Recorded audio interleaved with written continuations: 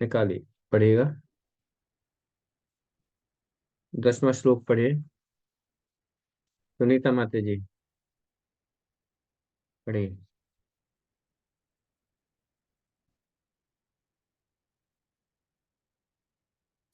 हरे कृष्ण प्रभु जी, सभी को हरे हरे कृष्ण। कृष्ण।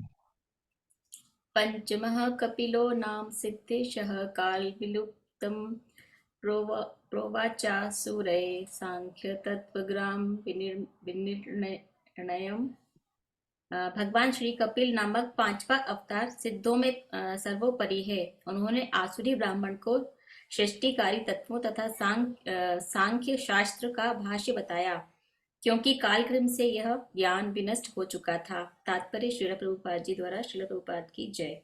सृष्टिकारी तत्वों की कुल संख्या 24 है। सांख्य दर्शन में इनमें से प्रत्येक तत्व की विशद व्याख्या की गई है। सांख्य दर्शन को यूरोपीय विद्वानों द्वारा सामान्य रूप से तत्व दर्शन कहा जाता है।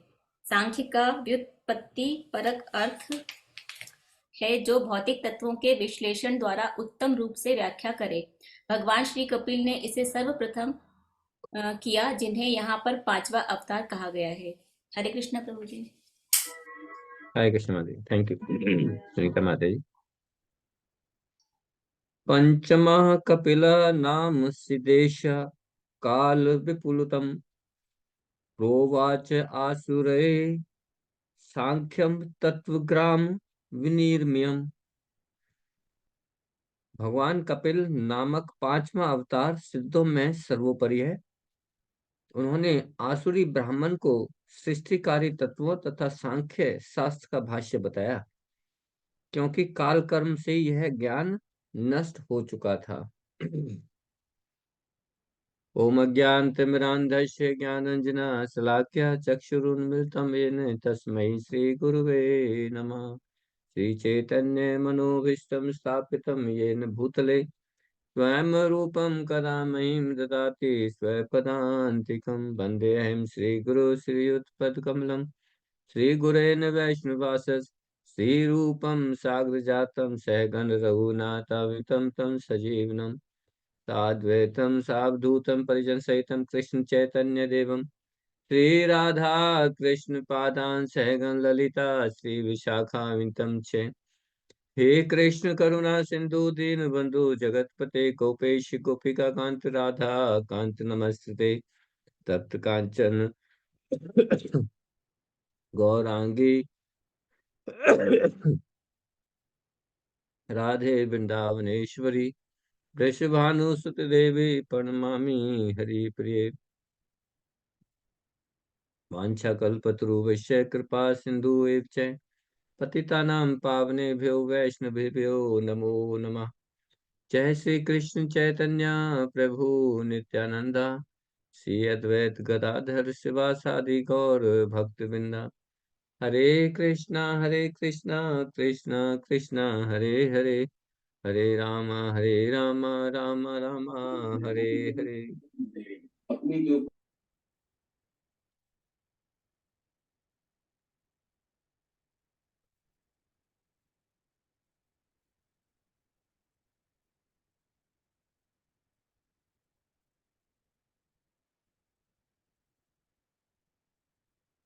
तो इस श्लोक को पढ़ने से पहले कल जो श्लोक किया था ये है पांचवा अवतार, पंचमा है ना। पांचवा अवतार सिद्धों में सर्वोपरि है। इससे पहले जो श्लोक किया था चौथा वाला कौन सा था? कल क्या किया था? कौन सा था उषा माता जी? हरे कृष्ण प्रभु प्रभु जी, कल नर और नारायण अवतार का किया था। नर और नारायण ऋषि के रूप में अवतार लिया। अच्छा मुझे बताओ, नर और नारायण, नर इसमें नर कौन है और नारायण कौन है? प्रभु जी, अर्जुन जो है वो नर है और कृष्ण भगवान नारायण है। वेरी गुड, ठीक है। नर और नारायण, ठीक है। और नर और नारायण ऋषि का अवतार लेने का क्या पर्पज था? हाँ मृणाल माता जी। हरे कृष्ण प्रभु जी। हाँ प्रभु जी, उनका तपस्या करके ये पर्पस था बताने के लिए कि अपने मतलब उन्होंने ये इस रूप में आकर के बताया कि तपस्या कितनी इम्पोर्टेंट है और अपने सेंसेस को कैसे कंट्रोल करके हमें तपस्या करनी चाहिए। Very good, very good. हाँ, हरे कृष्ण। कि अपनी इंद्रियों को कंट्रोल करने के लिए हमें तपस्या की जरूरत है। ये तपस्या करके उन्होंने दिखाया, है ना। और नर नारायण ऋषि का टेम्पल कहाँ पे? राजश्री माता जी। हरे कृष्ण प्रभु जी। बद्री नारायण, बद्रीनाथ हिमालय में, में जो बद्रीनाथ बद्रिका है। आश्रम, जी, बद्रिका आश्रम बद्रिकाश्रम। में तपस्या। जब तपस्या करते हैं भगवान, तो सबसे ज्यादा दिक्कत पता है किसी एक व्यक्ति को होती है। किसको होती है? राशि माता जी। इंद्र देवता को प्रभु जी। इंद्र देवता को तपस्या से प्रॉब्लम हो जाती है। वो भूल जाते हैं, वो आइडेंटिफाई नहीं कर पाते कि ये कौन है ना। और हमेशा गलती करते रहते हैं। जब नर नारायण रूप के भगवान जब आए तपस्या कर रहे थे, तो भी उन्हें प्रॉब्लम होगी। उन्हें लगा कि ये तो गड़बड़ है ना। तो फिर अपनी अप्सराओं को भेज दिया। अपनी अपनी सबसे सुंदर अप्सरा को भेज दिया, इंद्र की। और जब नर नारायण ऋषि के पास पहुंचे, तो नर नारायण तो समझ गए, है ना। तो फिर उन्हीं को अपनी जंघा से एक इतनी सुंदर अप्सरा उत्पन्न कर दी, जिसका नाम था, क्या नाम था? हम्म उर्वशी प्रभु जी। उर्वशी। उर्वशी। हाँ, तो इंद्र को बोला कि तुम क्या तब मुझे अप्सराओं को दिखा रहे हो, ये लो एक और अप्सरा देता हूँ आपको। जैसी उर्वशी जैसी अप्सरा पूरे इंद्र में नहीं थी, इतनी सुंदर अप्सरा उनको दे दी। तो कैसे अपनी इंद्रियों को कंट्रोल करना है, नर नारायण ऋषि समझाते हैं। ठीक। और कल क्या इंपॉर्टेंट पॉइंट्स बताए थे? कुछ पॉइंट्स को बताओ।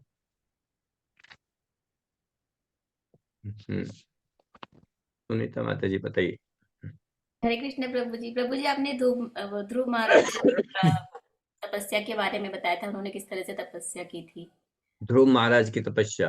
हाँ, तो 6 महीने के अंदर ही भगवान को प्राप्ति। बताइए, पहले महीने में क्या खाया था ध्रुव महाराज ने? पत्ती है प्रभु जी, हरी पत्तियां। दूसरे महीने में? कितने दिन खाते थे वो? दूसरे महीने में सूखा ड्राई, घास। हाँ, घास, सूखी घास। तीसरे महीने में? हवा प्रभु जी। तीसरे तीस महीने में पानी प्रभु जी। पानी। बार पानी पीते थे 9वें दिन। हाँ, और चौथे महीने में हवा। सांस। हाँ प्रभु जी, वही सांस के द्वारा हवा लेते हाँ, थे, और 5वें महीने में उन्होंने सांस लेना भी छोड़ दिया, हाँ, और तपोर योग के और द्वारा जीवित थे। छठे महीने में भगवान की प्राप्ति। ठीक है। तो ऐसी तपस्या, है ना। और बताओ, कोई पॉइंट्स? ये उषा माता जी। प्रभु हरे कृष्ण प्रभु जी। हरे कृष्ण प्रभु जी। हाँ, चलिए बताइए, आशा माता जी प्रभु बताइए। जी हरे कृष्ण। हाँ, प्रभु जी, एक पॉइंट ये भी डिस्कस हुआ था, जैसे अगर हमें भगवान की प्राप्ति करनी है तो मतलब तपस्या ही एकमात्र कर्तव्य है।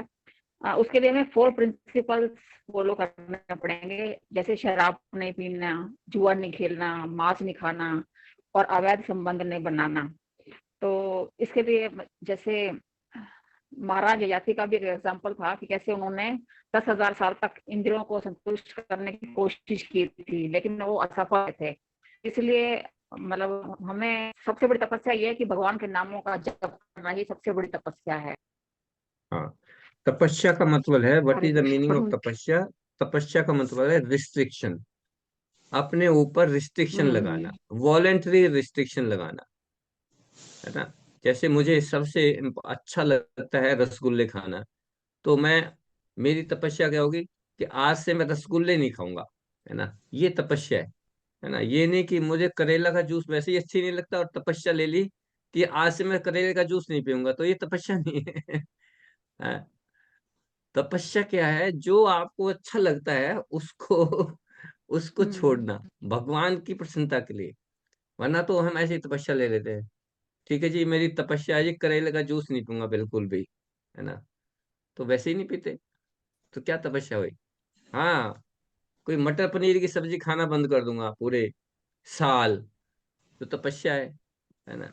तो जो हमारी तपस्या का मतलब रिस्ट्रिक्शन है ना, voluntarily restriction for the pleasure of Krishna, कि भगवान को खुश करना है मुझे। तपस्या का मतलब ही है भगवान की भक्ति के लिए, भगवान को खुश करने के लिए जो भी हार्ड वर्क कर रहे हैं, जो भी कुछ रिस्ट्रिक्शंस फॉलो करने हैं, वो तपस्या है। और रिस्ट्रिक्शंस हैं हमारे रेगुलेटिव प्रिंसिपल्स पे, है ना। खाने पे रिस्ट्रिक्शन है ना, भोग पे रिस्ट्रिक्शन है, सेंस ग्रेटिफिकेशन, सेंस एंजॉयमेंट पे रिस्ट्रिक्शन है ना। तो ये सारी हमारी तपस्या है। ठीक है, हरे और कृष्णा बताओ। प्रभु।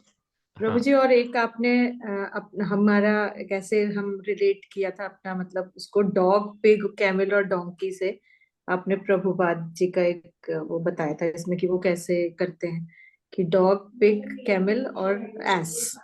हाँ, ये चार जानवर जो हैं, ये बड़े इम्पोर्टेंट है हमारी लाइफ में, एग्जाम्पल लेने के लिए, उनसे सीखने के लिए, कि कैसे हम अपने को कंपेयर कर सकते हैं इन चारों जानवरों से, है ना। और बड़ी अच्छी अच्छी शिक्षाएं इनसे मिलती हैं हमें, है ना। कल हमने डिस्कस किया था। यस, उषा माता जी कहाँ है? हाँ। हरे कृष्ण प्रभु जी, कल आपने एक राजा ऋषभ के बारे में बताया था कि जो राजा नेबी तथा रानी मैरू देवी के पुत्र थे। राजा नेबी मैरू देवी ने भगवान की एक बहुत कठोर तपस्या की थी कि उन्हें भगवान जैसा पुत्र चाहिए था, लेकिन भगवान जैसे पुत्र तो हो नहीं सकते, तो भगवान खुद जो है स्वयं राजा ऋषभ महाराज के रूप में उनके यहाँ पुत्र के रूप में पैदा हुए थे। और राजा हाँ ऋषभ के 2 पुत्र हुए थे। और राजा ऋषभ ने अपने पुत्रों को यही उपदेश दिया था कि केवल तपस्या से ही भगवान का साक्षात्कार किया जा सकता है। हाँ, लॉर्ड ऋषभ देव जो है, भगवान ऋषभ देव ने बहुत सारी इंस्ट्रक्शंस दी हैं। हम जो भगवान का जो ऋषभ देव का जो चैप्टर है ना, परवीन सिंह पुरी शेयर भी कर रहे थे लॉर्ड ऋषभ देव के बारे में। उनकी जो पूरा चैप्टर आपको पढ़ना चाहिए। हाउस होल्डर्स के लिए बड़ा इंपॉर्टेंट है, क्योंकि उन्होंने जो शिक्षाएं दी हैं वो अपने बेटों के लिए दी हैं। उनके 100 बेटे थे, और 100 बेटों को उन्हें उन्हें शिक्षित कर रहे हैं, इंस्ट्रक्शन दे रहे हैं कि कैसे आपको जीवन जीना है।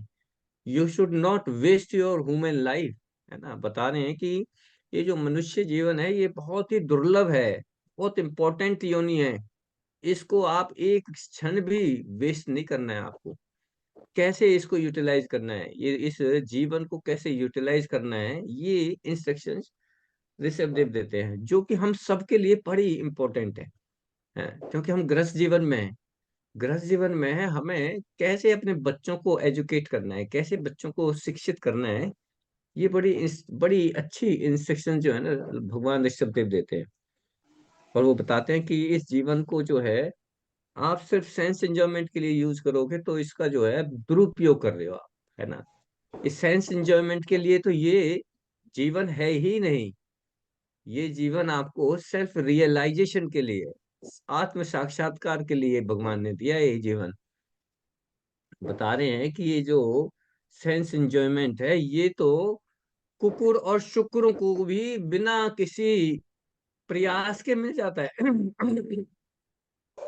किसी भी योनि में चले जाओ, आपको कोई एफर्ट करने की, इतनी मेहनत करने की क्या जरूरत है। अगर आपको भोग ही करना है, सेंस एंजॉयमेंट ही करना है, तो फिर आपको इतने मेहनत करने की जरूरत ही नहीं है। ये तो हर योनि में करते हुए आए, पशु योनि में, पक्षी योनि में, जानवर, ये जो कीड़े मकोड़े हैं, ये भी हमसे अच्छी तरह से इंजॉय करते हैं। हम जो जितना एंजॉयमेंट करते हैं, जो नीचे के पशु पक्षी हैं, वो हमसे कई गुना ज्यादा एंजॉय करते हैं।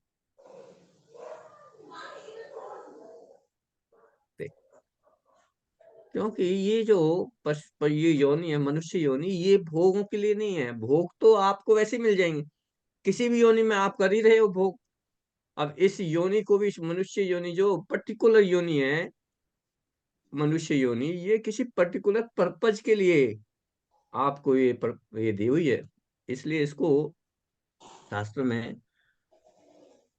भगवान ऋषभ देव बता रहे हैं कि ये योनि तप योनि है। तपस्या करो, तपस्या के बारे में बता रहे हैं अपने बच्चों को कि आपको क्या करना है, तपस्या करना है। है ना। और तपस्या किस चीज के लिए करना है? भगवान की प्राप्ति के लिए, भगवान आत्म साक्षात्कार के लिए, अपने आप को जानने के लिए, ऐसी तपस्या करनी है आपको, है ना। ठीक है, और बताओ। प्रभु जी, एक पॉइंट ये था कि कलयुग में जो है लोग ऐसी कठिन तपस्या नहीं कर सकते। तो चैतन्य प्रभु ने सिंपल प्रोसेस बताया है कि 4 नियमों का पालन करो और माला जप करो, तो उससे भगवान की प्राप्ति हो सकती है। हाँ, उससे आपको भगवान की प्राप्ति होगी। चैतन्य महाप्रभु चैतन्य महाप्रभु जब दक्षिण यात्रा पे जा रहे थे, अ, चैतन्य महाप्रभु जब दक्षिण यात्रा पे जा रहे थे, तो वो एक ब्राह्मण के घर में रुके। ठीक है, ब्राह्मण के घर में रुके तो कुछ दिन तक रहे ब्राह्मण के घर में, और फिर ब्राह्मण को छोड़ के जब जाने लगे, तो ब्राह्मण जो है चैतन्य महाप्रभु से रिक्वेस्ट करने लगा कि भगवान, मुझे भी आपके साथ चलना है, उस यात्रा में मुझे अपना अपना संग साथी बना लीजिए, मैं आपके साथ ही चलूंगा, मैं इस घर में नहीं रहूंगा, मैं आपके साथ चलूंगा। तो चैतन्य महाप्रभु ने कहा कि तुम जो है, तुम एक गृहस्थ हो, तुम एक गृहस्थ हो, और गृहस्थ का कर्तव्य है घर में रहना, है ना। इसलिए आप मेरे साथ नाच नहीं चल सकते। आप क्या करो, आप घर में ही रहो, और घर में ही रह के आपको क्या करना है वो मैं बताता हूँ। वो बड़ा इंपॉर्टेंट है हम लोगों के लिए, कि एक गृहस्थ को क्या करना चाहिए। तो चैतन्य महाप्रभु उसको इंस्ट्रक्शन देते हैं। नोट कर लीजिए, बड़ा इंपॉर्टेंट है ये इंस्ट्रक्शंस। हम सभी को जो है ना, फिर इन्हीं इंस्ट्रक्शंस को फॉलो करना है। चैतन्य महाप्रभु उस ब्राह्मण को इंस्ट्रक्शन दे रहे हैं, क्या करना है वो कह रहे हैं कि you stay at home but do the following. Number 1, chant Hare Krishna and make all the members of the family chant also। अपने घर में रहो, भगवान के नामों का जप करो, और आपके जो फैमिली मेंबर्स हैं उनसे भी हरे कृष्ण महामंत्र करवाओ। नंबर 1। नंबर 2, विशेष you read Shrimad Bhagavatam and Bhagavad Gita daily. Number 3, worship the deities, है ना, विग्रह की पूजा करो, है ना। घर में जो हमारे किसी के भी, चाहे लड्डू गोपाल जी हैं, चाहे लेमिनेशन रखी हुई है, या जो भी है, रोजाना डीटी सर्विस करनी है, आरती करनी है। चौथा, एसोसिएट विद द डिवोटीज, आपको भक्तों का संग करना है, associate with the devotees. And fifth is live in A sacred place, है ना, पवित्र स्थान में रहना है आप। ये 1 2 3 4 5 इंस्ट्रक्शन चैतन्य महाप्रभु उस ब्राह्मण को देते हैं। ठीक है, तो यही चीज हमें करनी है ना। हमें ऐसा नहीं है कि हमें बाहर जाना है, तीर्थ यात्राओं में जाना है, या और कुछ करना है।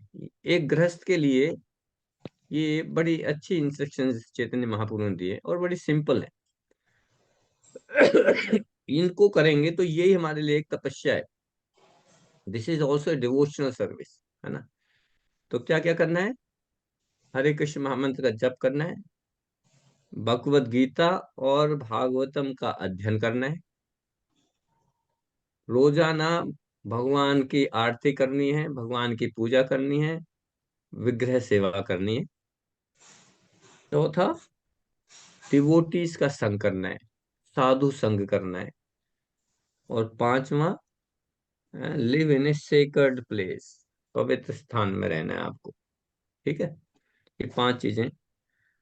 फिर कहते हैं कि भगवान की अगर आप ये 5 चीजें करते हैं, then you will never be separated from me, आप मेरे से कभी भी अलग नहीं रहेंगे।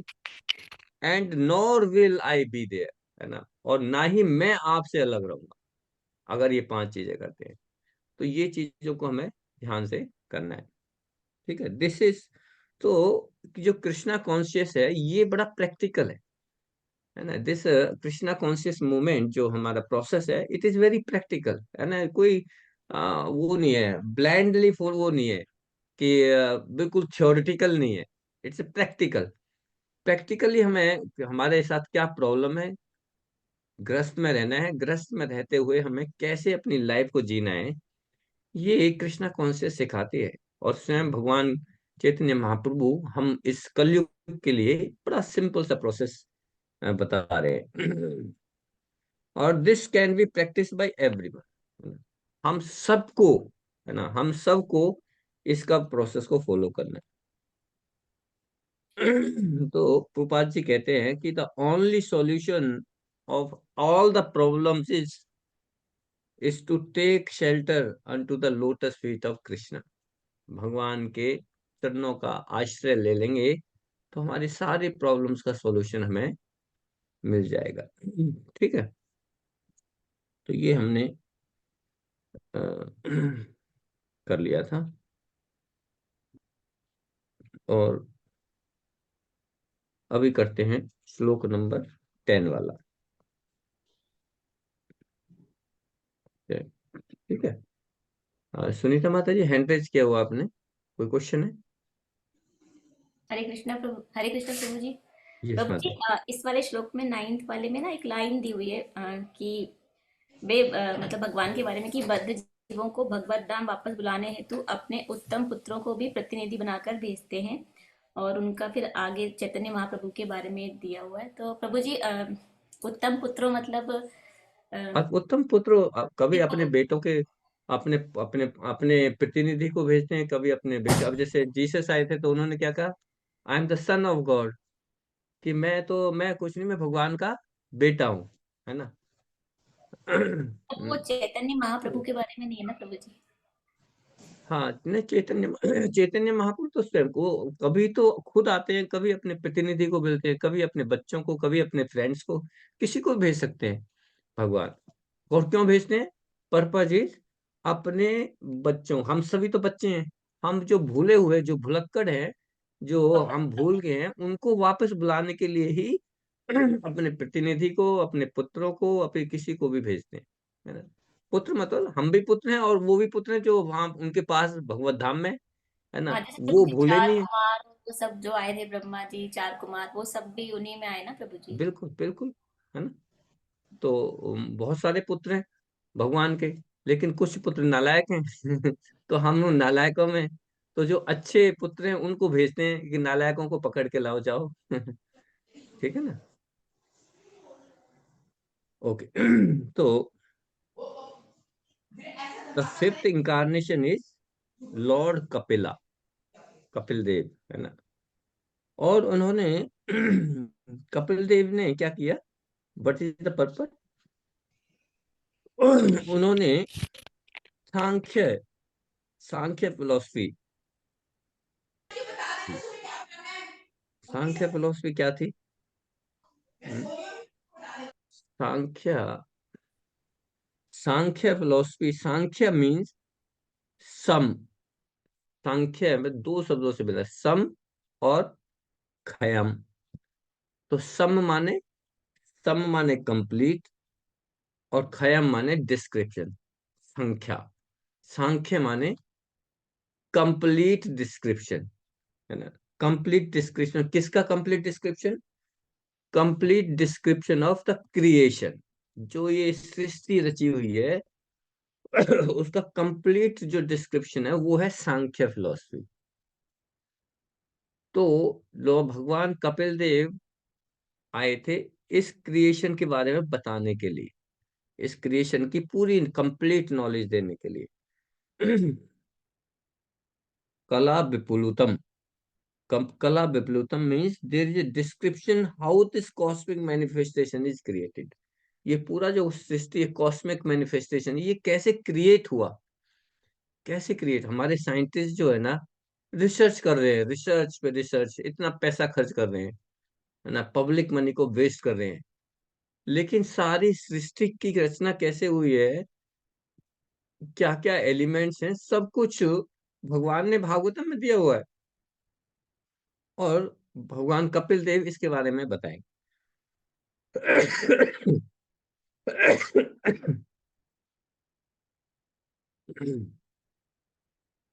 complete description how this cosmic manifestation is created, but people forget, है ना, कला विपुलतम। सो दिस नॉलेज भूल गए हैं। अब इस नॉलेज पहले से एग्जिस्ट कर रही है, लेकिन क्योंकि लोग भूल गए, इसलिए दोबारा से कपिल देव दोबारा से इसको बता रहे हैं। तो बता रहे हैं कि जैसे जो कोई भी चीज है जो मेटेरियली क्रिएटेड है, जो भौतिक तत्वों से जो चीज बनी हुई है, उसकी 6 से ही है, it has a 6 stages. 6 stage है। जो भी भौतिक चीज है ना, उसकी 6 स्टेज होंगी। कौन कौन सी स्टेज है? The first stage is the creation. पहला चीज है, वो चीज बन जाएगी, है ना, क्रिएशन हो जाएगा, भौतिक क्रिएशन हो गया। भौतिक क्रिएशन के बाद फिर दूसरी जो स्टेज है वो है ग्रोथ। जैसे ही कोई चीज भौतिक होगी, उसमें फिर ग्रोथ होना स्टार्ट हो जाएगी, है ना, मेटेरियल एलिमेंट्स ग्रोथ करना स्टार्ट करेंगे। फिर क्या होगा? थर्ड स्टेज इज मेंटेनेंस, है ना, वो जो है मेंटेन, है ना, ग्रोथ होने के बाद कुछ समय तक वो मेंटेन रहेगी, मेंटेन रहेगी। और फिर चौथी स्टेज है प्रोडक्शन। चौथी है प्रोडक्शन। जब वो बिल्कुल मैच्योर स्टेज पे होगी, तो फिर बाई प्रोडक्शन निकलने होंगे, उसमें से कुछ ना कुछ प्रोडक्शन होगा, है ना। और फिफ्थ स्टेज है ड्विंडलिंग। ड्विंडलिंग माने फिर वो उसका डिके होना स्टार्ट हो जाएगा। और द सिक्स स्टेज है वेनिश, फिर खत्म हो जाएगी। आप कोई भी एग्जांपल देख लेते, जैसे हमारे जीवन का ही एग्जांपल ले लें। हमारा पहले जन्म होता है, फिर ग्रोथ होती है ना, छोटे से बच्चे से हम ग्रोथ बढ़ना स्टार्ट हो जाते हैं। फिर एक स्टेज पे ग्रोथ रुक जाती है, मैच्योर हो जाते हैं, यंग यंग एज। फिर क्या होती है? शादी होती है, और फिर हम क्या होता है, बाई प्रोडक्ट्स, है ना, बच्चे पैदा करते हैं। फिर बच्चे पैदा हो जाते हैं। उसके बाद क्या होता है? फिर धीरे धीरे हमारी एज में बुढ़ापा आने लगता है, डिकेइंग, सेंसेस काम करना बंद कर देंगे, धीरे धीरे धीरे ड्वेंडलिंग। और अंत में क्या होगा? Death, vanish. तो ये 6 स्टेजेस हैं किसी भी भौतिक भौतिक तत्व से। जो भी चीज भौतिक तत्वों से बनी है, उसकी ये 6 स्टेजेस है। कोई भी आप आइटम उठा के देख ले, ठीक है।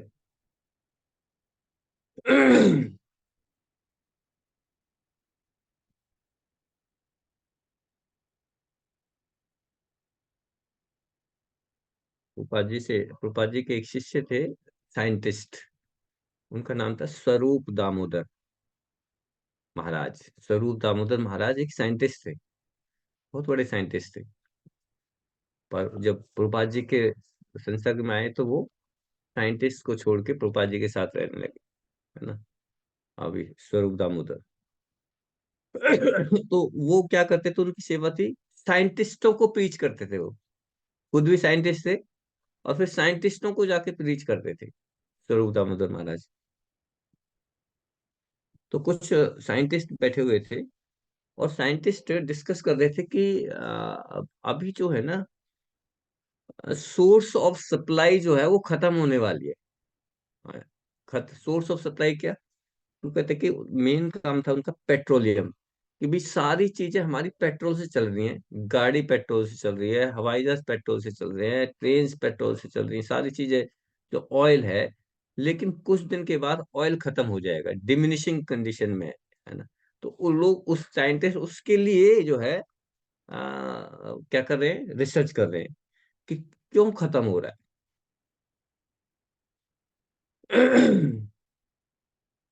what will happen if petroleum supply is stopped, है ना, then what will be the condition of the society? हाँ। तो इसी डिस्कशन में महाराज बता रहे कि पहले जब स्टार्टिंग में था, स्टार्टिंग में बहुत पहले, हाँ, कोई भी किसी का कोई दोस्त तो ऐसा नहीं था कि कोई 30-40 किलोमीटर दूर रहता हो। सारे गांव में ही रहते थे, एक साथ रहते थे, कोई जाता ही नहीं था बाहर, है ना, क्योंकि गाड़ियां तो थी नहीं। पैदल जाना होता था, इसलिए क्या करते थे लोग, नजदीक नजदीक रहते थे, है ना, अपनी जो सोसाइटियां थी वो नजदीक नजदीक थी, एक साथ ही रहते थे।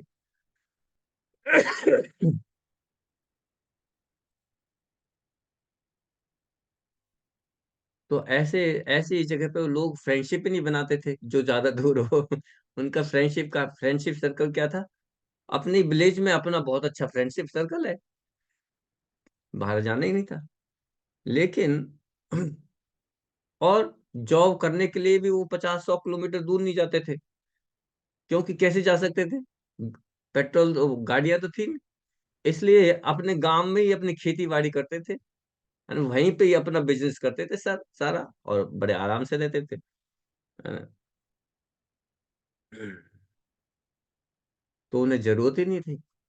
अब वो जो साइंटिस्टों ने आविष्कार किया, मोटर गाड़ी बना दी, तो अभी क्या करने लगे, अभी लोगों के दोस्त जो है 100-200 किलोमीटर दूर दूर के दोस्त बन गए। उनसे मिलने के लिए फिर आपको गाड़ियों की जरूरत पड़ेगी, हवाई जहाज की जरूरत पड़ेगी, या फिर नौकरियां। पहले गाड़ियां नहीं थी, इसलिए अपने गांव में ही आप आसपास में रहते थे, बॉन्ड अच्छा था, है ना, खेतों में काम करते थे। अभी गाड़ियां हो गई, एरोप्लेन हो गए, तो अभी 200 किलोमीटर दूर कोई जॉब मिल रही है तो वहां चले गए। रहता फरीदाबाद में, जॉब मिल रही है बेंगलोर में या हैदराबाद में, है ना, या इस कंट्री से दूर दूसरे कंट्री में, यूएसए में जॉब मिल रही है जी, चलो जी चले गए, हैं। तो बाहर की जॉबों को जो है लोग एक्सेप्ट करने लगे।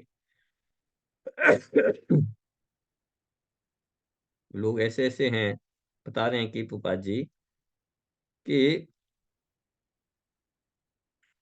पहले स्टार्टिंग में लोग अपने गांव में ही रह के अपने खेतों में ही काम करते थे, वही उनका बिजनेस था, वही उनकी जॉब थी, और उसी से आ, खेतों में काम करते थे। ग्रेन्स गेहूं जो फसल उगाते थे, उसी को खाते थे, और बड़े आराम से रहते थे, कोई जरूरत नहीं थी, पेट्रोलियम प्रोडक्ट्स की कोई जरूरत ही नहीं थी।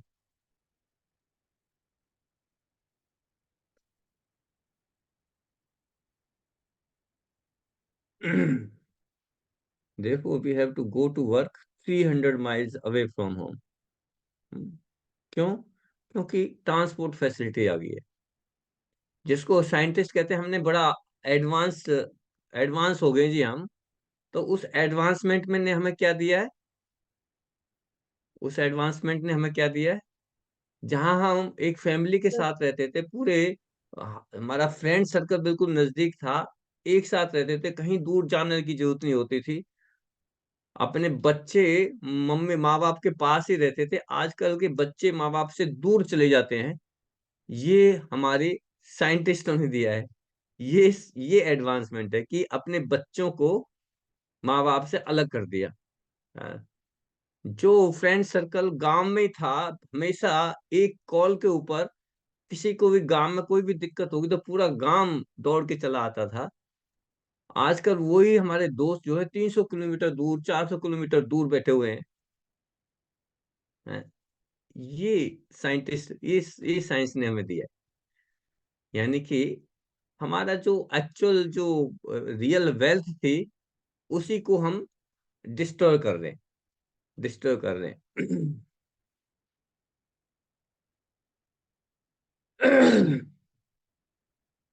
और कहते हैं कि हम एडवांस हैं। गोपाल जी बड़ा साइंटिफिक तरीके से बताते थे कि इसको, ये साइंटिस्ट जिसको ये एडवांसमेंट बोल रहे हैं, ये इट इज नॉट एडवांसमेंट, ये हमारी प्रॉब्लम है, हमारे लिए प्रॉब्लम क्रिएट कर दी इन्होंने, कि अब हम डिपेंडेंट हो गए किस पे, पेट्रोल पे। और पेट्रोल पे डिपेंडेंट हो गए तो अब पेट्रोल तो खत्म होगा। ये तो वो कह रहे हैं कि हर चीज की डिमिनिशिंग है, ड्विंडलिंग है, और लास्ट स्टेज है खत्म होना। तो वो तो कोई नई बात नहीं है, वो तो खत्म होना ही है।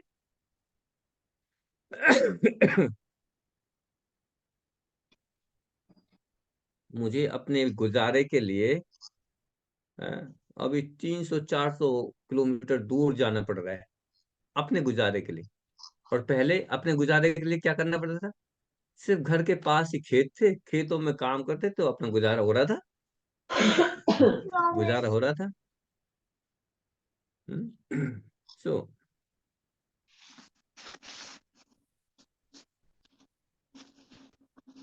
6 घंटे के काम करो, 6 घंटे काम करके खेत में काम करके अपने घर में आ जाओ आराम से। घर में आराम से सो जाओ बच्चों के साथ। This is our facility. Rupa ji एक स्टोरी सुनाते हैं, एक स्टोरी नहीं, रूपा जी कहते हैं कि इट्स ए फैक्ट। क्या बताते हैं कि एक घर में जो है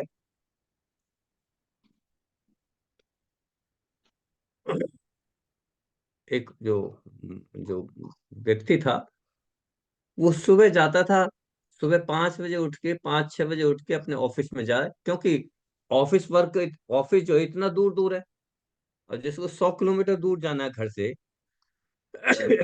8 घंटे की तो ड्यूटी है, 2 घंटे पहले जाना पड़ेगा। तो 6 बजे उठ के चले जाते हैं, और रात को फिर 9-10 बजे तक घर में पहुंचते हैं। तो उसका छोटा बच्चा था, 2-3 साल का।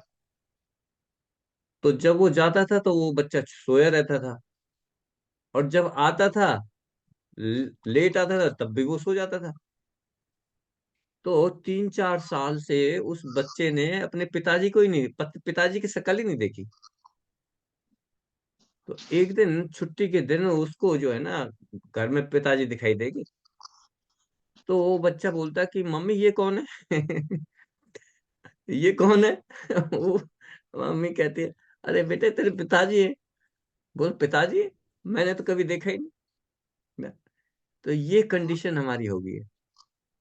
इट्स प्रभा जी, इससे रियल फैक्ट कि क्योंकि हम वर्क करने के लिए इतने दूर दूर जाने लगे हैं, है ना। ये साइंटिस्ट ने दिया कि हम अपने बच्चों को ही अपनी शक्ल नहीं दिखा पा रहे, अपने बच्चों को अपनी शक्ल नहीं दिखा पा रहे। ये position, and it is a story और इंस्ट्रक्शन, बिकॉज द जो व्यक्ति है वो ऐसे है। और हमारी लाइफ का ये लाइव एग्जाम्पल है। आप देखें, माता जी, मिन्नत माता जी बॉम्बे में रहती हैं। बॉम्बे क्या, यहीं का। आप देख लो कि ट्रेन में कितनी जो है ना, इतनी जल्दी लोग चले जाते हैं और पूरी रात भर आते हैं। प्रभु जी, मैं ही सुबह 5 बजे जाती थी हाँ। स्कूल, 5:57 की बस पकड़ लेती थी। हाँ। रूपा जी एक बार एक बता रहे थे कि ग्लासगो में थे वो, ग्लासगो में। तो ग्लासगो में थे तो उन्हें एक व्यक्ति मिला, और उन्होंने पूछा रूपा जी ने कि आप क्या करते हैं? तो उन्होंने कहा कि मैं I am doing 3 jobs. I am Rupa ji कहते 3 जॉब करते हैं? बोला हाँ। बोला क्यों काम करते हैं इतना, कितने घंटे काम करते हैं? कह रहे मैं 22 घंटे काम करता हूँ, तीन तीन जॉब करता हूँ, 22 घंटे काम करता हूँ। तो फिर सोते किस किस टाइम हो? कह रहा I am sleeping only for 2 hours. 2 hours sleep, 22 घंटे काम करता हूँ जी मैं। तो पाजी ने पूछा क्यों करते हो इतना काम? कह रहे स्वामी जी, आई हैव टू पे for my house, I have to pay for my children, for my wife, for my car. Everything is on the loan. सब कुछ लोन पे। उनका अगर मैं 3 दिन जॉब ना करूं तो मेरा गुजारा ही नहीं है ना। तो अपने गुजारे के लिए 3-3 जॉब, 22-22 घंटे काम कर रहे हैं, है ना। ज्यादा ज्यादा we have to live like a king. हमें एक राजा की तरह रहना है, चाहे उसके लिए गधे की तरह हमें काम करना पड़े, है ना। तो 20-20, 22-22 घंटे काम करते हैं। ग्लासगो ही नहीं, हमारे इंडिया में भी करते हैं, है ना, 20-20 घंटे, है ना। सोना वोना सब छोड़ छाड़ दें, बस पैसा, गुजारा। मेरा गुजारा नहीं होगा जी। अरे गुजारा तो एक रिक्शे वाला का होता है, सभी का गुजारा होता है, सभी का। प्रॉब्लम बस यहाँ पे है कि वी बिकम द ग्रीडी, हम बहुत लालची हो जाते हैं। हमारी जरूरत तो बहुत छोटी सी है, लेकिन हमने अपनी लाइफ को बहुत ही बड़ा बना रखा है। पहले की जो फिलोसफी थी वो थी simple living high thinking. Simple living, है ना, बिल्कुल सिंपल रहना, जितनी जरूरत है उतना ही चाहिए। बाकी हाई थिंकिंग मतलब कि जो मैक्सिमम समय है मैं भगवान की चैंटिंग के लिए लगाऊं, भगवत गीता के लिए लगाऊं, भागवतम के लिए लगाऊं, है ना, इस चीज के लिए लगाऊं। That is the high thinking. लेकिन आज की जो फिलोसफी वो क्या है? Simple thinking and high living, है ना, high standard. I have to maintain my high standard. घर में बहुत सारी प्रॉब्लम है, लेकिन बाहर मुझे एकदम हाई फाई दिखाना है।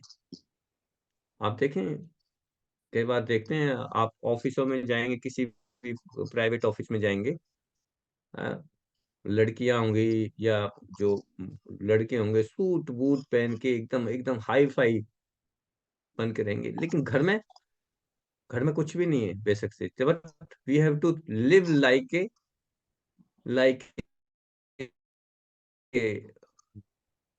ए किंग। तो गोपाल जी कह रहे हैं हमारी वैष्णवों को, जो भक्तों की जो फिलॉसफी है वो क्या होनी चाहिए? Simple living, high thinking.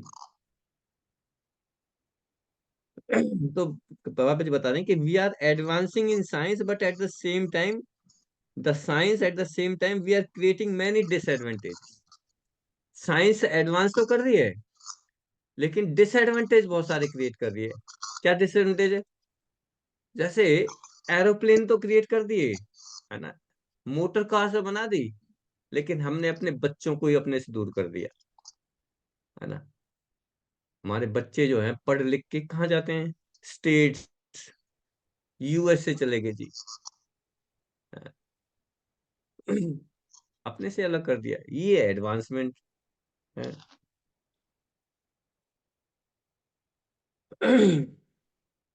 रूपा जी अपना प्रैक्टिकल एग्जाम्पल बताते हैं। वो कहते हैं कि जब मैं यूएस में आया, तो इंडिया में तो जैसे टेलीफोन होता था पहले, टेलीफोन के लिए एप्लीकेशन देते थे, 2-2 3-3 साल तक इंतजार करना पड़ता था लैंडलाइन के लिए, है, पता है ना।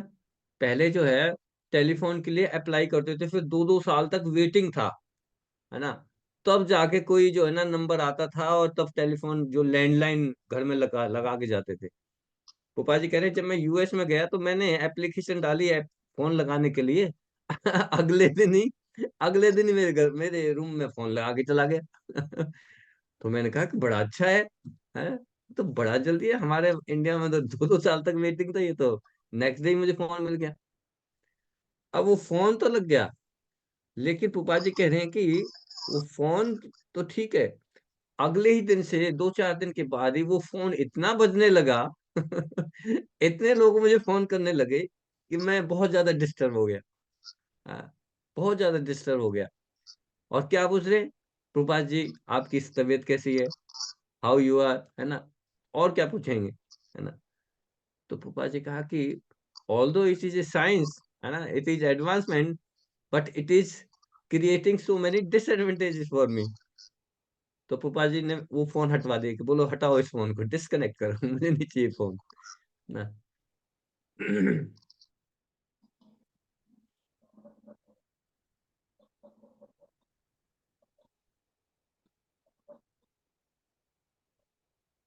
पापा जी कह रहे हैं कि 12-12 बजे लोग फोन करके पूछते हैं, हाँ मामी जी, how how is your health. 12 बजे फोन कर रहे हैं, how is your health. So पापा जी ने कहा कि हटाओ इस फोन को, I don't need this facility. लेकिन प्रभा जी कहते हैं कि जितनी भी साइंस, अगर साइंस ने कुछ एडवांसमेंट भी की है, अब जैसे एरोप्लेन किए हैं, मोटर कार डेवलप किए हैं, तो पुपा जी उसको यूज करते थे। पुपा जी कहते थे we have to utilize this for the Krishna service. जो भी, अब जैसे मोबाइल है, स्मार्टफोन है, ठीक है, उस स्मार्टफोन को भक्त लोग यूज करते हैं, लेकिन कैसे यूज करते हैं, उसको भगवान की सेवा में एंगेज करते हैं, प्रीचिंग के लिए, है ना, अलग अलग कृष्णा कॉन्शियस एक्टिविटीज करने के लिए। उस तरह से हमें यूज करना है, अपनी सेंस ग्रेटिफिकेशन के लिए यूज नहीं करना इन चीजों को।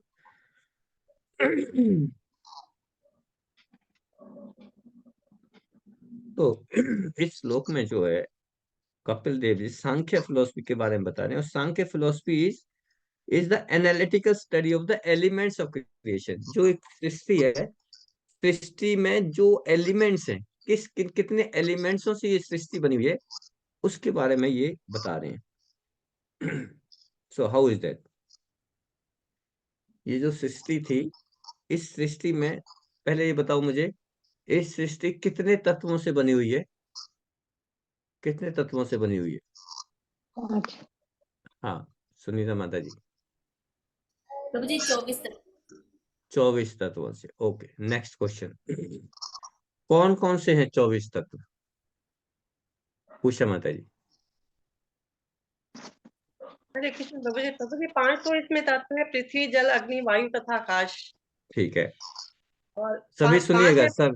सभी सुनिएगा, जिसको नहीं पता सभी सुनिएगा। 24 तत्व कौन कौन से हैं सबको पता होना चाहिए। हाँ, 5 और ग्रॉस एलिमेंट्स हो गए, पृथ्वी, जल, वायु, आकाश। यस। और 5 है प्रभु जी हमारी ज्ञान इंद्रियां, जैसे हाँ, नाक, कान, आंख, जीभ तथा त्वचा। 5 ज्ञान इंद्रिया। और प्रभु जी 5 है कर्म इंद्रियां, 5 कर्म जैसे इंद्रिया। हाथ, पांव, पेट, गुदा द्वार तथा जनन इंद्रिया। वेरी गुड, ठीक है। और प्रभु जी इनके 5 जो है हमारी ये ज्ञान इंद्रिय है, ज्ञान इंद्रिय है नाक, कान। तो उसके 5 तत्व के अंदर जो रूप, स्वाद, गंध, शब्द तथा स्पर्श नामक ये 5 चीजें आती है ना, ये भी प्रभु जी इसमें गिनी वो जाती है। सेंस ऑब्जेक्ट हो गए। सेंस ऑब्जेक्ट हो गए, 5 जी प्रभु। सेंस ऑब्जेक्ट हो गए, ठीक है। 5 ज्ञान इंद्रिया, 5 कर्म हाँ जी। इंद्रिया, 5 जी। Sense objects, 15।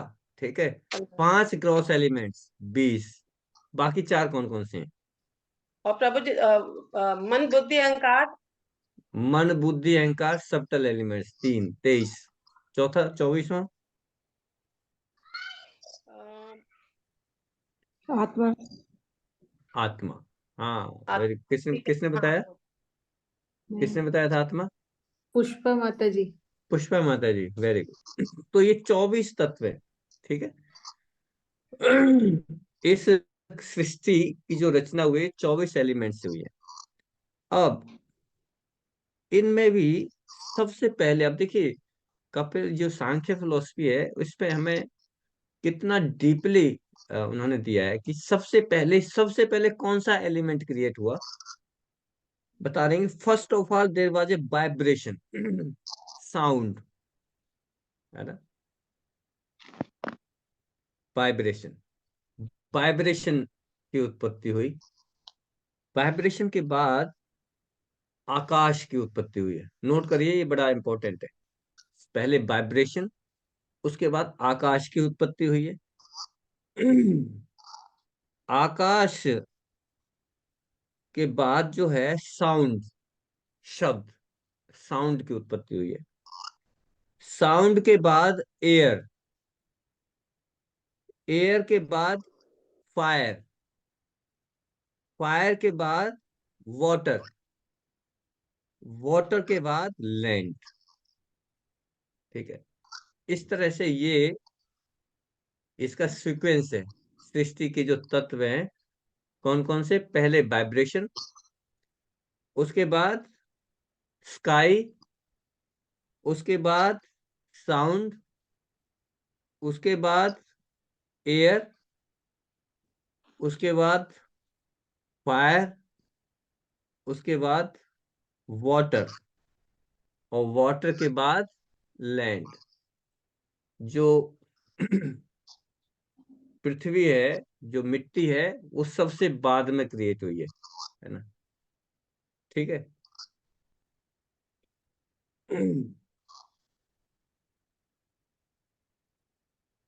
और कैसे, और ये माइंड जो है, ये जो हमारा जो माइंड है, how this mind is created.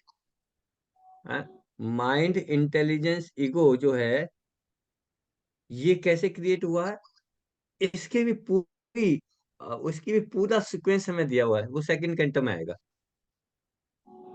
तो आप देखेंगे भागवतम का लेवल आप समझें कि किस लेवल की बुक है भागवतम। जो बड़े बड़े साइंटिस्ट जो रिसर्च कर रहे हैं वो उस लेवल पर नहीं पहुंच पाएंगे। भागवतम बता रही है कि सेकंड कैंटो में जब आएंगे, अभी नहीं करूंगा डिस्कस, सेकंड कैंटो में माइंड के बारे में बताएंगे कि माइंड, इंटेलिजेंस, ईगो, इनमें से कैसे कैसे इसका क्रिएशन हुआ है बड़ा डीपली। तो it is not that simple, यही नहीं है कि हम सिर्फ चैंटिंग करते हैं, है ना। अजी ये तो हरे कृष्ण मंत्र वाले हैं, हरे कृष्ण वाले हैं, बस हरे कृष्णा करते रहते हैं। हाँ, लोग हरे कृष्णा वालों को कई बार जो है ना बड़ा लाइटली ले जाते हैं कि ये तो क्या है, ये फालतू लोग हैं जी फालतू लोग हैं, इनको बस और कोई काम ही नहीं है, हरे कृष्णा करते रहते हैं। तो पापा जी कह रहे हैं Hare Krishna, we are not only simple chanting with Hare Krishna, we know the philosophy also, we know the deep science, जो बड़े बड़े साइंटिस्ट नहीं जानते। Shrimad Bhagavatam gives us that knowledge.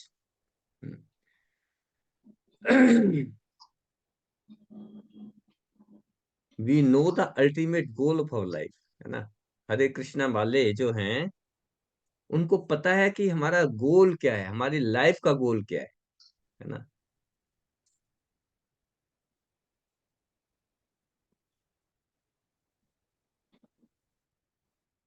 कैसे ये सृष्टि की रचना हुई, सृष्टि की रचना को कौन मेंटेन कर रहा है, हाउ इट इज मेंटेन, और जब मेंटेनेंस के बाद हाउ इट इज एनिलेटेड आल्सो, ये खत्म भी कैसे हो रही है ना। ये सारी नॉलेज हमें भागवतम देती है।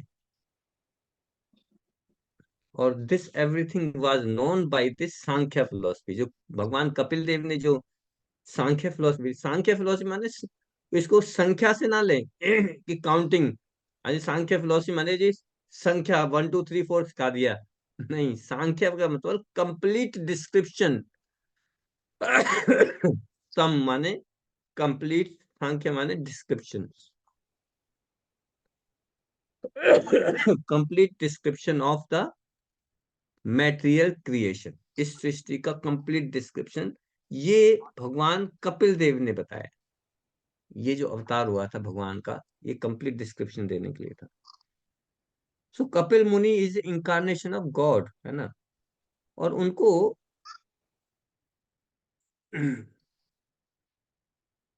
थर्ड थर्ड कैंटो में उनकी इंस्ट्रक्शन आती हैं, लॉर्ड कपिल देव की जो इंस्ट्रक्शन हैं वो थर्ड कैंटो में आएंगी, पढ़ेंगे हम। कपिल देव कौन थे, कपिल देव के बारे में जानना जरूरी। हाँ राष्ट्रीय माता जी बताओ। हरे कृष्ण प्रभु जी। कर्दम ऋषि और देवहूति के पुत्र थे कपिल देव, और भगवान के 5वें अवतार। हाँ, कर्दम मुनि और देवहूति। देवहूति का पता है, देवहूति कौन थी? देवहूति, हाँ उषा माता जी। हरे कृष्ण प्रभु जी, वो स्वयंभू मनु की पुत्री थी। स्वयंभू मनु की पुत्री थी, स्वयंभू मनु। मनु कौन थे? जो हमारे पिता हैं, जो मनुष्य जाति जिनसे स्टार्ट हुई है वो स्वयंभू मनु पूरी पृथ्वी के राजा थे, पूरी पृथ्वी के राजा थे। उनकी बेटी थी देवहूति। और देवहूति माता जो है इतनी सुंदर थी, सारी क्वालिटीज थी उनके अंदर। राजा की बेटी थी पहली तो, प्रिंसेस है ना। और उनके अंदर इतनी सुंदर थी कि बताते हैं कि एक बार देवहूति माता अपने महल की छत पे कुछ कार्य कर रही थी, और उस छत के ऊपर से एक गंधर्वों का राजकुमार जा रहा था, है ना, अपने विमान में। तो उस गंधर्व के राजकुमार ने जैसे देवहूति को देखा तो वो अपने विमान से ही गिर गया नीचे, देखते देखते।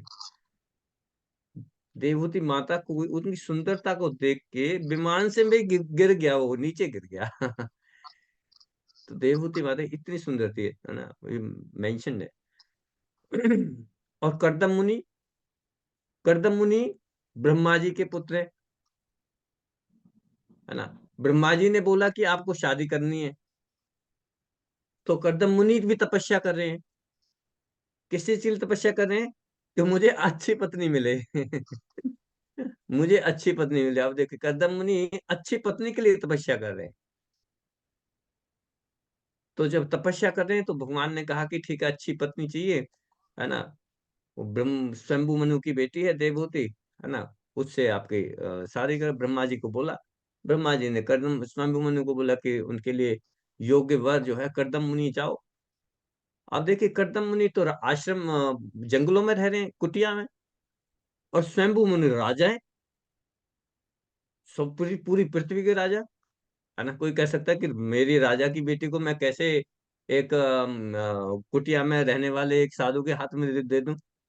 हाँ। लेकिन देवहूति से पूछा स्वयं उन्होंने कि तुम्हें कैसा वर चाहिए, कैसा वर चाहिए। तो देवहूति माता कहती कि मुझे ऐसा पति चाहिए, मुझे उसकी शकल से कोई लेने देना नहीं है, चाहे वो सुंदर हो ना हो, उससे कुछ लेना नहीं है, उसके अंदर क्वालिटीज होनी चाहिए, वो भगवान का भक्त होना चाहिए, है ना। तो जब उनकी सारी कुंडली मिलाई गई और स्वयं मनु खुद देवहूति माता को कर्दम मुनि के पास लेके गए, है ना, और उनको ऑफर किया कि आप देवहूति का हाथ थामे। और कर्दम मुनि वो ये नहीं है कि अरे राजा की बेटी का हाथ का ऑफर आ गया कि ये तुरंत मान जाए। कर्दम कर्दम मुनि ने कहा कि मैं एक शर्त पे शादी करूंगा। क्या शर्त थी उनकी? उन्होंने कहा कि जब मैं सिर्फ एक बच्चा, जब मैं इनको बेटा पैदा कर दूंगा, तो बेटा पैदा होते ही, बच्चा पैदा होते ही मैं घर छोड़ के चला जाऊंगा, है ना। अब देखिए। और वो शंभु मुनि जो है देवभूति कह रही कि हाँ मैं जो है ना शादी करूंगी, है ना। और फिर कर्दम मुनि से स्वयंभू मुनि उनको देवभूति को वहीं पे शादी करके छोड़ के चले गए। और कर्दम मुनि फिर अपनी तपस्या में बैठ गए। वो तो तपस्या, तपस्या। और राजा की लड़की है देवहूति, और उसी दिन से अब उसकी सेवा कर रही है कर्दम मुनि की। ना कपड़ों का ध्यान, ना अपने खाने पीने का ध्यान, इतना जो है पूरी स्टोरी है ना, पूरी भागवतम में कथा है। वो करेंगे तो बहुत टाइम हो जाएगा। To cut it very short, कि देवहूति और कर्दम मुनि, और जब उन कर्दम मुनि काफी दिनों के बाद देखा कि ये देवहूति तो राजा की बेटी लड़की है, इसकी हालत कितनी होगी मेरी सेवा करते करते, फिर अपनी तपस्या के बल पे सारा कुछ जो है ना पूरा ऐशो आराम दिया, और फिर एक बेटा पैदा हुआ। और जो थे वो थे कपिल देव, लॉर्ड कपिला, भगवान कपिल देव। और जैसे ही कपिल देव का जन्म हुआ, कर्दम मुनि ने कहा कि मैंने वायदा किया था, अब आपका बेटा आ गया है, अब मैं आपको छोड़ के जा रहा हूं। और कर्दम मुनि चले जाते हैं अपने संन्यास आश्रम उसमें। और कपिल देव जो है फिर देव माता देवहूति को इंस्ट्रक्शन देते हैं। इंस्ट्रक्शन इसलिए उधर देवहूति नंदन, कपिल देव था देवहूति नंदन, देवहूति के पुत्र थे, है ना। और फिर माता देवहूति जो है बहुत रिग्रेट करती हैं। माता देवहूति कहती हैं कि मैंने इतने बड़े ऋषि मुनि मेरे पास साथ रहे, कर्दम मुनि, और मैंने उनसे आत्म साक्षात्कार के बारे में नहीं पूछा, है ना। लेकिन अब मुझे पता है कि तुम भगवान ही हो, है ना। मुझे पता है तुम मेरे बेटे के रूप में हो, लेकिन भगवान हो, देवी बना तो जानती थी, है ना। क्योंकि भगवान जब वो कर्दम मुनि के सामने प्रकट हुए, तो कर्दम मुनि को बोला कि जो बेटा होगा वो मैं ही आऊंगा, आपका बेटा बन के आऊंगा मैं, है ना।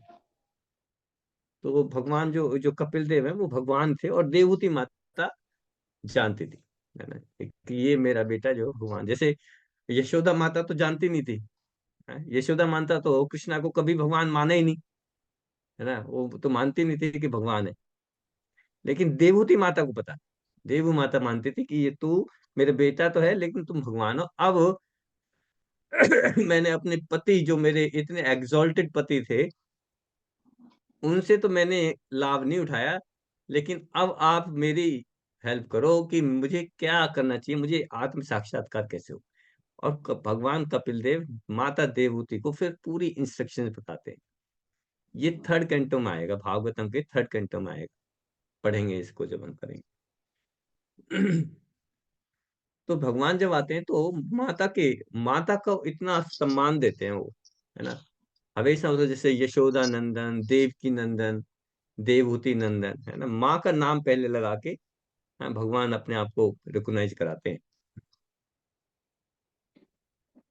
तो देवहूति पुत्र कपिल देव। तो कपिल देव ने सांख्य फिलोसफी डिस्क्राइब की और इस तरह से बताया कि कैसे ग्रॉस एलिमेंट्स हैं, अर्थ वाटर फायर, ये डेवलप हुए, और फिर कैसे सब्टल एलिमेंट्स हैं, माइंड इंटेलिजेंस से को ये आए, है ना। इस तरह से ये फिलोसफी जो है बताते हैं।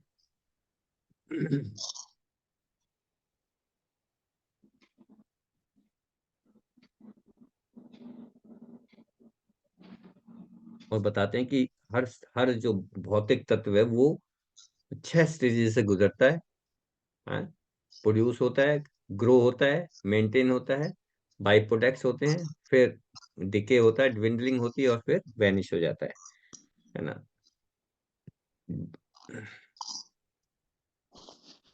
तो धीरे धीरे ये जो है पेट्रोलियम प्रोडक्ट्स भी खत्म होंगे, धीरे धीरे जो है खाने का अन्न भी खत्म होगा, पानी भी खत्म होगा, सब कुछ खत्म होगा, क्योंकि these are the material elements, है ना, मटेरियल एलिमेंट्स है।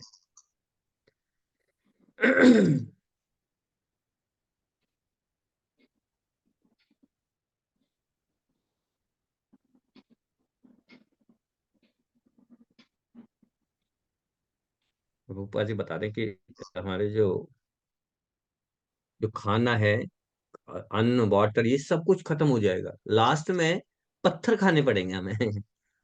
We will eat stone. आपको यू विल सरप्राइज, है ना।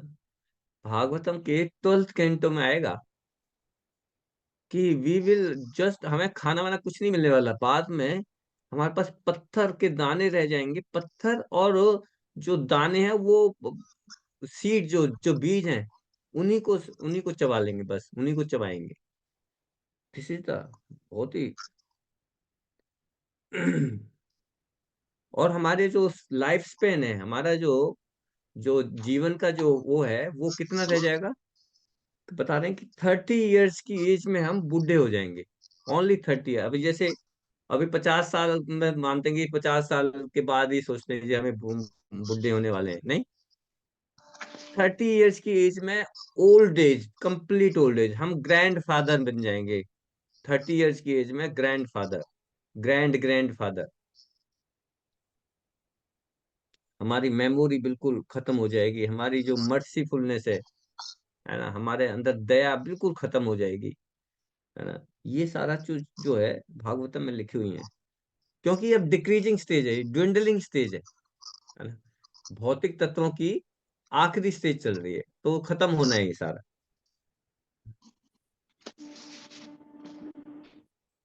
वो कह रहे हैं कि पीपल बिकम बेगाबॉन्ड। बेगाबॉन्ड पता है, बेगाबॉन्ड मतलब, बिना माता जी, हाँ, वॉन्डरर, जस्ट जस्ट तो कोई घर इधर नहीं है, उधर घूमता रहता है प्रभु जी, कोई हाँ, एक निश्चित स्थान नहीं है। खाना विदोष, है ना, खाना विदोष हाँ, बोलते थे ना। जी जी, खाना बदोश। हम्म।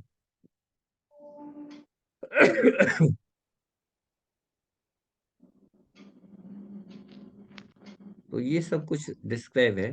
दम पत्रे रतिम एव ही, बता रहे हैं कि दम पत्रे रतिम एव ही, husband and wife relationship mean sex, हमारा जो रिलेशन है हस्बैंड वाइफ का, सिर्फ सेक्स के बेसिस पे रहेगा। हम बता रहे हैं, this is the age, as soon as the husband will be unable to satisfy his wife by sex, he will found out another husband and file the divorce। और यही हो रहा है, देखो, है ना, कितने सारे डाइवोर्स के केसेस हैं। एक दूसरे की इच्छाएं पूरी नहीं हुई, बस खत्म। जब तक एक दूसरे की इच्छाएं पूरी हो रही हैं तब तक वो एक साथ है, और वरना तो खत्म है। These are stated in the Bhagavatam. ये भागवतम में मेंशन है, ये कलयुग के कलयुग के बारे में बताया हुआ है। ये कलयुग में एक चीज और है कि बता रहे हैं कृपा जी कि मैं भागवतम में पढ़ रहा था, उसमें बताया था कि लोग बड़े बड़े बाल अपने जो जो लोग हैं वो अपने शीशे में देखेंगे और ये सिर्फ ये निहारेंगे कि how I am becoming beautiful, है ना। मैं बड़े बड़े बाल रखेंगे, बड़े बड़े बालों को रख के बड़े बड़े बाल जिसके हैं वो अपने आप को सुंदरता का वो देखेंगे कि this is my standard of beauty, है ना। कि जिसके बड़े बाल, बड़े बड़े केश, वो बहुत सुंदर है ना। तो पुपा जी कह रहे हैं कि जब मैं इंडिया में तो इतने ज्यादा बड़े बाल नहीं रखते थे, खैर। तो कह रहे कि जब मैं यहाँ पे आया, अमेरिका में आया, तो सारे सारे बड़े बड़े बाल रख रहे थे। तो पुपा जी कह रहे हैं कि देखो कितना मैच कर रहा है श्रीमद् भागवतम से, कि ये जो है बड़े बड़े बाल बालों को बड़े बड़े बाल रखे, सोचते हैं कि मैं now I am becoming beautiful. अब कितना सुंदर लग रहा हूँ। बड़े बड़े बाल रख लिए, मैं सुंदर हूँ अभी।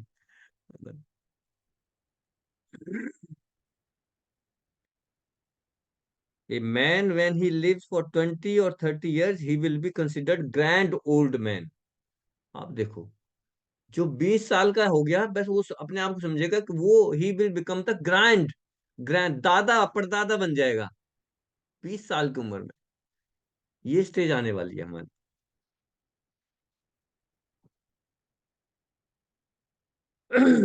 तो वाई रिसर्च, यू कंसल्ट वैदिक। इतना रिसर्च करने की क्या जरूरत है, सब कुछ भागवतम में बताया हुआ। पापा जी कहते हैं सब कुछ भागवतम में बताया हुआ। Why you are wasting your time, why you are wasting your money, everything is written in the Bhagavatam.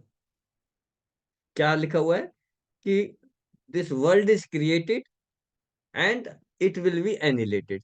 ये क्रिएशन हुआ है और फिर इसका एनिलेशन खत्म होना है, सारी चीजें खत्म होनी है।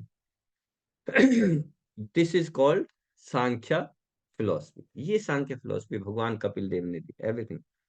अच्छा, एक बड़ा इंपॉर्टेंट है, 1 मिनट और ऑलरेडी टाइम हो गया, कि दो कपिल देव हुए हैं, है ना। एक तो ये देवहूति नंदन है, भगवान कपिल देव, ये तो भगवान के अवतार है। लेकिन एक जो है एथिस्ट है, एक अपने आप को कपिल देव ही बोलते हैं, ही इज एथिस्ट। वो देवहूति नंदन नहीं है। इसलिए यहाँ पे स्पेसिफिकली भागवतम में जो लॉर्ड कपिल देव है वो क्या है, देवहूति नंदन है, देवहूति नंदन। जो दूसरे कपिल देव हैं वो एथिस्ट हैं, वो अभक्त हैं, है ना। लेकिन उसने भी अपने आप को, जो एथिस्ट है वो अपने आप को भगवान की कैटेगरी में लाके शो करना चाहते हैं, but he is atheist, atheistic philosophy उसकी। पर जो भगवान है उनको स्पेसिफिकली देवहूति नंदन बताए। जो देवहूति के पुत्र जो लॉर्ड कपिल हैं वो भगवान है, ठीक है ना। तो यहीं पे बंद करते हैं माता जी।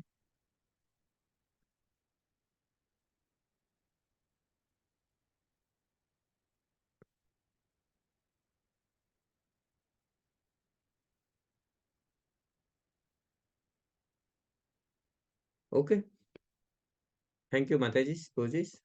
श्रील प्रभुपाद की जय। वाञ्छाकल्पतरुभ्यश्च कृपा सिन्धुभ्यश्च पतितानां पावनेभ्यो वैष्णवेभ्यो नमो नमः। तो बड़ा इंपॉर्टेंट है, आज जो पॉइंट्स हमने डिस्कस किए हैं उन पॉइंट्सों को हमें अपनी लाइफ में अप्लाई करना है। खासकर जो चैतन्य महाप्रभु के जो 5 पॉइंट्स उन्होंने दिए हैं गृहस्थों के लिए, उनको हमें अपनी लाइफ में जरूर से उतारना है। कौन कौन से 5 पॉइंट्स हैं, कौन बताएंगे? संगीता माता जी, संगीता माता जी बताओ 5 पॉइंट कौन कौन से हैं? हरे कृष्णा प्रभु जी। हम्म, प्रभु जी, सबसे पहले मतलब हरे कृष्ण महामंत्र की चैंटिंग करें और अपने परिवार से भी करवाएं। ठीक है। भागवतम और भगवत गीता का डेली अध्ययन करें। ठीक है। सेवा, भक्तों का संग और पवित्र स्थान में रहना। हाँ, और डीटी वर्शिप, ठीक है, भगवान के डीटी वर्शिप करनी है घर में।